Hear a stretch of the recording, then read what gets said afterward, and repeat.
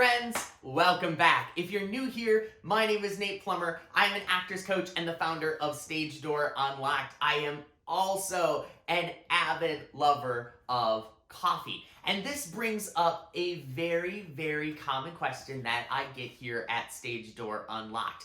As a voice teacher, I drink coffee all the time, and people say, isn't coffee not good for your singing voice? So in today's video, I'm going to go through how coffee impacts your singing voice. This is a very near and dear to my heart topic, and I'm very excited to get into it. But first, I need coffee.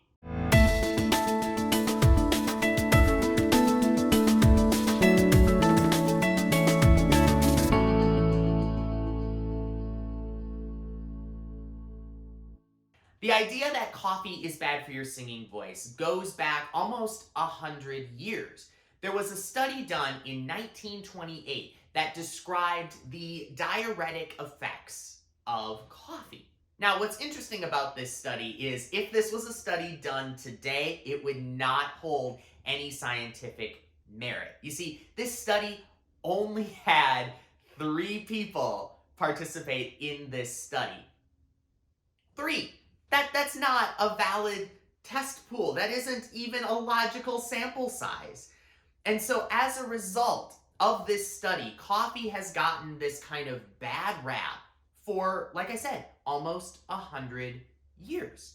Now, I'm not going to say that there isn't a scientific basis for some of these thoughts, but I think this is where people do get a little confused on some of the terminology. So, what I'd like to start with is talking about the drying effects of coffee. A lot of times people will say that coffee is a diuretic.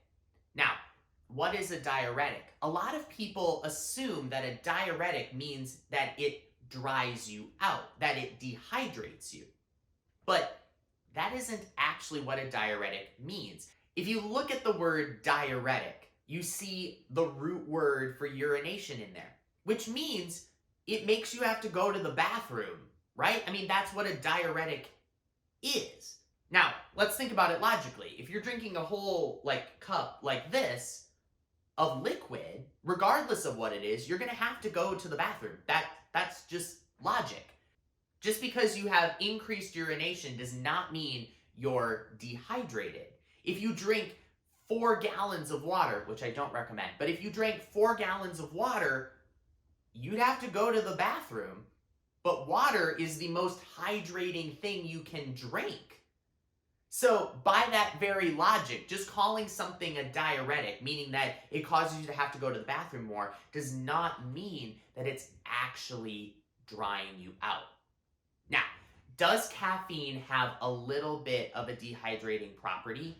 Yes, but the science has shown that you would have to drink upwards of 5 cups at a time to experience any of that dehydrating effect. Another thing that I want to point out is that the type of coffee that you are drinking does factor into this. Obviously, decaf coffee, which doesn't have the caffeine, does not have the dehydrating effect in it at all. It actually can be considered a hydrating fluid for you. So if you are drinking decaf, this doesn't apply. A very common misconception about coffee is that the darker the roast, the more caffeine you have. And that's actually not true. You see, caffeine burns off during the roasting process. So the lighter the roast of coffee, the more caffeine you have. So if you are someone that is worrying about the caffeine intake that you have, but you still like drinking coffee, you might actually want to drink a darker roast because you're going to be drinking a version of coffee that has less caffeine. If there is an area where potentially coffee could be a cause of some issues for singers, it would be in the area of acid reflux. What is this? I'm going to oversimplify this just for the purposes of understanding this here.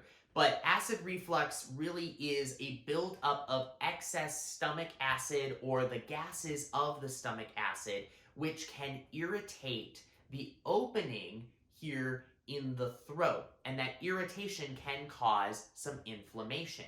Right there in that spot is the larynx. And so the vocal folds are kind of right in that proximity. And so if there's any inflammation happening in that area, it's going to put a little bit of extra pressure and a little bit of extra strain on the vocal folds. In some extreme cases of acid reflux, that acid can actually get into the muscle tissue areas of the larynx, which can cause some definite irritation to the vocal folds. Coffee is acidic, and so it can actually increase that stomach acid. So I would strongly recommend that you don't drink coffee on an empty stomach. This is a do as I say, not as I do. Drink coffee and eat something so that it kind of can help balance out those pH levels. If you find that as a singer you do experience a lot of issues with acid reflux, you might want to stay away from coffee. This is something that you'll want to talk to a doctor about, whether that is your GP or going and visiting a laryngologist, so that they can help you decide what might be the best course of action for you. You might experience acid reflux or singer's reflux, especially if you're a belter, because we put a lot of increased kind of contraction here on the core, which can put extra pressure on the stomach. If you're a belter, you might find that you experience more acid reflux when you're practicing a ton of belting type repertoire. That's it for this video. I hope my friend Coffee is a little more vindicated after this video. Do you love coffee as much as I do? If you do, I would love to hear some of your favorite types of coffee. List them down in the description box below. If you found this video helpful, please give it a big thumbs up and click that big red subscribe button so you get notified whenever I post a new video. That's it for this episode. As always, friends, you're awesome. Be awesome, and I'll see you next time. Bye.